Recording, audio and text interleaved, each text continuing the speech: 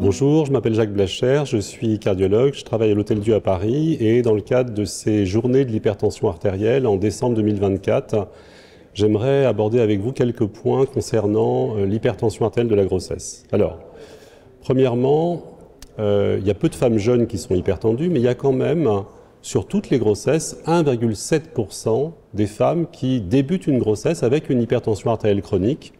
Et donc là, l'un des points importants, ça va être de pouvoir arrêter les médicaments contre-indiqués pendant la grossesse. On peut les arrêter au premier trimestre de la grossesse. Et il faut savoir que les médicaments qu'il faut impérativement arrêter, c'est en premier les bloqueurs du système rénine-angiotensin-aldostérone, c'est-à-dire les IEC, les ARA2. Alors, cette hypertension artérielle chronique, c'est une des formes de l'hypertension artérielle de la grossesse, puisque les désordres hypertensifs de la grossesse vont comporter cette hypertension chronique, mais aussi l'hypertension artérielle gestationnelle, mais aussi la prééclampsie, et puis les formes très graves, l'éclampsie, le HELLP syndrome. Eh bien, l'intégralité de ces trois désordres hypertensifs de la grossesse, ça va être 7,4% de toutes les grossesses, ce qui veut dire que sur les 700-800 000 grossesses annuelles en France, il va y avoir quasiment 50 000 femmes qui vont présenter un désordre hypertensif de la grossesse.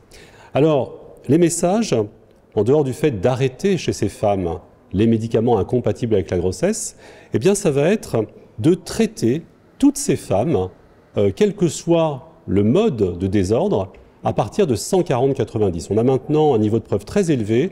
On traite ces femmes dès qu'elles dépassent 140 pour la systolique, 90 pour la diastolique. Avec quoi on les traite? Eh bien, il y a 4 médicaments qui sont autorisés chez les femmes enceintes. Il y a l'alpha-méthyldopa, Aldomète, il y a le Trandate, la bétalol, et puis il y a les 2 antagonistes calciques, nifedipine, Adalate, nicardipine, Loxène. Troisième message, on surveille la pression artérielle, mais aussi, je dirais presque surtout, la protéinurie pendant toute la grossesse, puisque je vous rappelle que la définition de la prééclampsie, c'est hypertension et protéinurie. Quatrième élément, on n'oublie pas de donner de l'aspirine chez les femmes qui ont l'indication, c'est-à-dire la prévention de la récurrence de la prééclampsie. Cette aspirine, c'est après la 16e semaine de grossesse, enfin pardon, c'est avant la 16e semaine de grossesse et c'est à 100 mg minimum. Et puis mon dernier message, c'est qu'il ne faut pas oublier que toutes ces femmes qui développent un désordre hypertensif de la grossesse vont avoir un risque, un surrisque majoré pendant toute leur vie, et ce surrisque, il est cardiovasculaire, il est neurovasculaire, il est métabolique, risque de diabète, et il est rénal, maladie rénale chronique. Merci beaucoup pour votre attention.